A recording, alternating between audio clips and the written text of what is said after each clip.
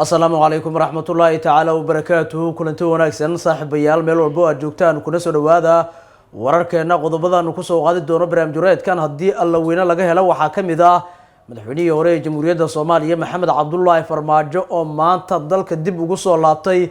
durbana bilaabay kulamo siyaasadeed oo xoog leh siyaasiyiintii ugu badnaa oo ku soo qulqulay guriga madaxweyne Farmaajo uu ka degan yahay magaalada Muqdisho haddaba miyuu madaxweyne hore Farmaajo uu durba u la wareegay saaxadda siyaasadda Soomaaliya waxaan idin wadaagi doonaa xubnihii ugu badnaa oo xildhibaan ah oo ku soo qulqulay guriga Farmaajo uu ka degan yahay magaalada Muqdisho iyo sidoo kale kooxda madaxweyne Farmaajo oo saddex qodob oo waaweyn ka soo saartay socdaalka oo maanta madaxweynihii hore ee dalka uu dib ugu soo laabtay magaalada Muqdisho waan idin wadaagi doonaa qodobada kale ee barnaamijkan qayb ka noqon doona hadii alweyne laga helo waxa kamid ah macluumaadkii ugu dambeeyay filla Soomaaliya oo ka walaacsan ololaha kooxda madaxweyne Farmaajo ay ka bilaabeen magaalada Muqdisho muxuu yahay walaaca soo food saaray kooxda filla Soomaaliya waan idin soo gudbin doonaa madaxweyne Xasan Sheekh oo soo koobayo safarkiisa Algeria oo maalmo badan qaatay haddaba ma waxa uu soo koobaya si uu xaaladda siyaasadeed ee durba isbedeshay oo kaga gaaro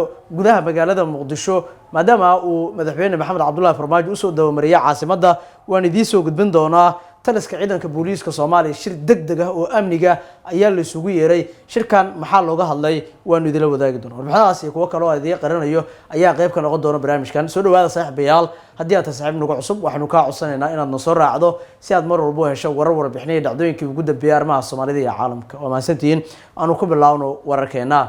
madaxweynihii hore ee Soomaaliya Maxamed Cabdullaahi Farmaajo oo maanta dalka dib ugu soo laabtay ayaa durba bilaabay kulamo siyaasadeed oo xoog leh uu ka bilaabay magaalada caasimadda laakiin waxa rabaa inaan ka hormariyo imaanshaha madaxweyne Farmaajo maxay ka dhigan tahay madaxweynihii hore ee Soomaaliya Maxamed Cabdullaahi Farmaajo oo maanta dalka dib ugu soo laabtay ayaa waxa uu durbaba kooxdiisu ay war-saxaafadeed ay ka soo saareen imaanshihiisa magaalada caasimadda Muqdisho waxaana ay ku qeexeen in madaxweyne Farmaajo uu u yimaaday saddex qodob oo waaweyn oo xilligani taagan waxaana kamid ah qodobka koowaad waxay ku sheegeen xoojinta dadaalada heer qaran ee ku aadan xal u helidda xasilooni darada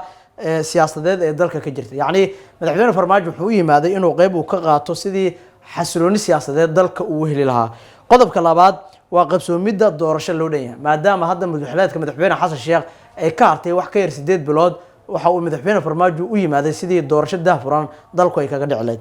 qodobka saddexaadna kooxda ololaha madaxweyne Farmaajo waxay ku sheegeen inuu u yimaaday adkeynta midnimada dalka oo hadda wajahayso halis weyn marka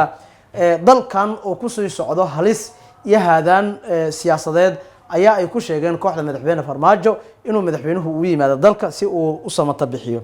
madaxweynihii sagaalaad ee Jamhuuriyadda Federaalka ee Soomaaliya Mudane Maxamed Cabdullaahi Farmaajo ayaa dalka dib ugu soo laabtay kadib safar gaar ah uu ku tagay dalal dibadda ah ayaa lagu yiri qoraal ka soo baxay xafiiska warfaafinta ee madaxweynihii hore ee Jamhuuriyadda Maxamed Cabdullaahi Farmaajo haddaba intaasi kadib madaxweynihii hore ee durbaba kulamo kala duwan oo siyaasadeed oo xoog leh ayuu bilaabay waxaana guriga madaxweyne Farmaajo ku sii qulqulayo xubnihii ugu badnaa oo markaasi siyaasiyiin ah oo isugu jiraan xildhibaano iyo sidoo kale qaybaha kala duwan ee bulshada kuwaasi oo markaa qayb ka noqonayo ololaha dib loogu dooranayo madaxweyne Maxamed Cabdullaahi Farmaajo xubno siyaasiyiin Daahir Amiin Jeesow xubno kale oo siyaasiyiin oo Puntland xildhibaano laga soo doortay ku jiraan ayaa qayb ka xubnaha ku sii qulqulaya guriga madaxweyne Farmaajo siyaasiyiin kale oo kooxdii ololaha madaxweynaha ayaa sidoo kale la arkayay oo iyaguna qayb ka ah madaxweyne Farmaajo lama uusan soconin saaxiibkiisii siyaasadeed